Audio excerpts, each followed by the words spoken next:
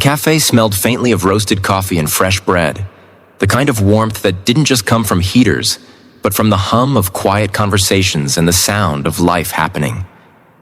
Outside, the snow was falling harder, coating the city in soft white silence.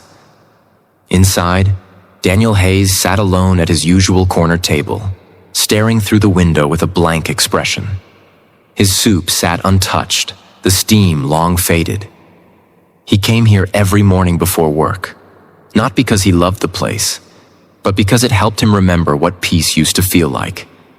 Before everything changed, before his wife's car never made it past that intersection 2 winters ago. Since then, silence had been his closest companion.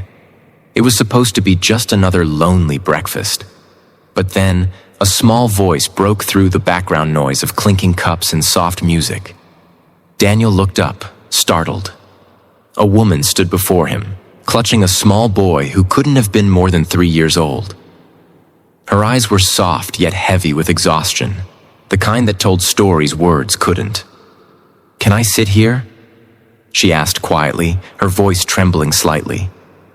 There were other empty tables, but this one was closest to the window, maybe the only spot where sunlight managed to touch. Daniel hesitated, confused by the sudden request. But before he could answer, the little boy shivered and tucked his face into his mother's coat. "If you sit," Daniel finally said, his voice low but gentle, "you have to eat too. If you believe in kindness, second chances, and the power of small acts that can change lives, please like, comment, share, and subscribe. It helps us spread more real, heart-touching stories just like this one." Her name was Grace Mitchell. She looked to be around 28, maybe younger, though the sleepless circles under her eyes made her seem older. Her son, Lucas, clung to her tightly as she slid into the chair opposite Daniel. She didn't order anything at first, only asked for a cup of warm water. Daniel noticed her coat, beige but worn thin, its edges frayed from too many winters. Lucas's blue jacket was zipped to his chin, but his mittens didn't match. One gray, one brown. It didn't take much to piece things together. Grace had been walking for hours that morning. She had lost her job 2 weeks ago, a small cleaning position at a local motel that barely paid enough to keep the lights on. Her landlord had given her until the end of the week to pay rent, but there was no money coming. She had tried the shelters, all full. Today, she had come to the cafe to warm Lucas up, nothing more. The waitress had told her she couldn't stay without ordering, so she'd been about to leave when she noticed Daniel sitting alone. Something in his face, quiet, kind, maybe broken like her, gave her the courage to ask.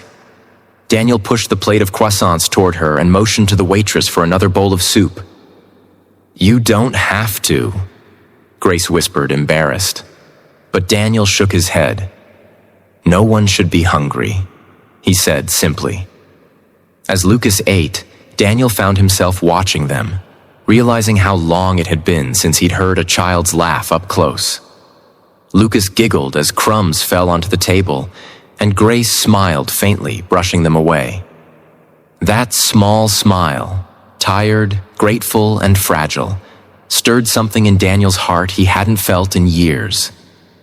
For a fleeting moment, he wasn't the man who had lost everything. He was just someone sharing a meal with strangers who needed warmth more than he did. Grace thanked him again and again, her voice cracking slightly each time. She said she'd pay him back when she could, but Daniel only nodded. He didn't need repayment. What he wanted, though he didn't know it yet, was to feel human again. After they finished, she tried to stand, ready to leave. But Lucas yawned and leaned his head against her shoulder. Daniel noticed how pale she looked, and before she could take another step, he asked softly, "Do you have somewhere to go?" Her silence was answer enough. She didn't want pity, but she was too tired to lie. So she told him a little. Not everything, just enough for him to understand. Her husband had left when Lucas was 1, taking every dollar they had. Her parents were gone. She'd been working odd jobs since, trying to build a life that seemed to crumble every few months. "I'll find something," she said finally, forcing a brave smile. "I always do." Daniel nodded slowly. He knew that kind of determination. The quiet, desperate kind that holds a person together when everything else falls apart. He reached into his wallet and placed a few bills on the table, not for pity but for peace. "Please," he said gently, "just get a proper meal tonight." Grace looked at the money, her pride fighting against her need. But when she saw Lucas's sleepy face, she took it with trembling hands.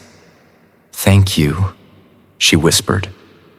That night, Daniel couldn't stop thinking about them. The way Grace had held her son close. The way she had looked at her food like it was both a blessing and a reminder of what she didn't have. He told himself not to get involved. That people come and go, that he'd done his part. But something inside him whispered that maybe this wasn't a coincidence. The next morning, he returned to the cafe, half hoping, half fearing she might come back. And she did. She looked cleaner today, her hair tied neatly, her scarf wrapped tight. Lucas ran to the window and pressed his small palms against the glass, laughing at the snow. "You came back," Daniel said softly. Grace smiled. "You left your scarf," she lied, placing it on the table. Daniel realized what she'd done, giving herself a reason to return without admitting she wanted to. He smiled back, grateful for the excuse. They shared breakfast again, and this time she told him about her dreams, how she once wanted to study nursing before life had other plans. Daniel listened quietly, offering small encouragements between sips of coffee. Over the next few weeks, the cafe became their unspoken meeting place. Grace found a part-time job at a daycare, and Daniel, who worked as an architect, helped her fill out forms for government assistance. Lucas started calling him Mr. Dan slowly. What began as kindness turned into something deeper. Not love at first sight, but love built from trust, from shared silence, from the comfort of knowing someone cared. One snowy morning, Daniel found Grace sitting alone by the window, tears in her eyes. The daycare had closed unexpectedly, and she didn't know how she would pay rent again. Lucas was with a neighbor, unaware that their home might disappear soon. Daniel sat down beside her, watching her try to hold it together. "You helped me enough," she said through tears.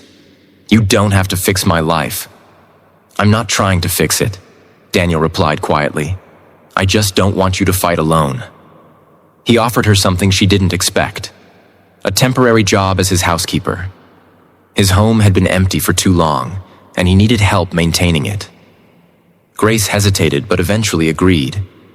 What neither of them realized was that this arrangement would change everything. Working in Daniel's house, Grace brought life back into the rooms that had been silent for years. She cooked simple meals, kept things organized, and sometimes sang softly while Lucas played.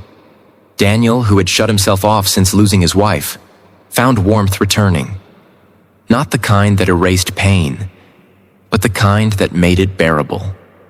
One evening, while she washed dishes and Lucas built towers with blocks, Daniel stood by the doorway, watching them.